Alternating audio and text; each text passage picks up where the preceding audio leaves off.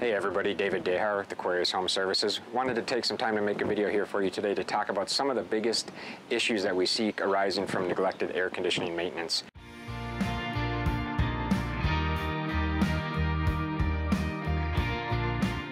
One of the things that you're going to be dealing with is going to be a decrease in the air quality in your home.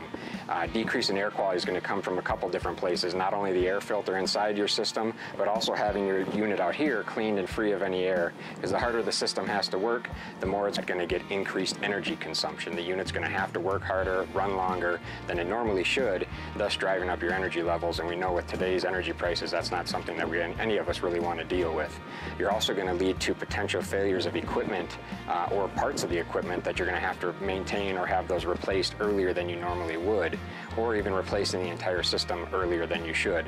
So what are some of the things that you can do to maintain your home's air conditioning system? Well, you can go ahead and make sure the area around it is clear by at least 12 inches so the unit can breathe and there's nothing right on top of it pulling in dust and dirt. You can cover the unit in the winter time. Just place something hard over the top. You don't want to put the bags down over it anymore. We're finding that's creating like a greenhouse effect and rotting the system out.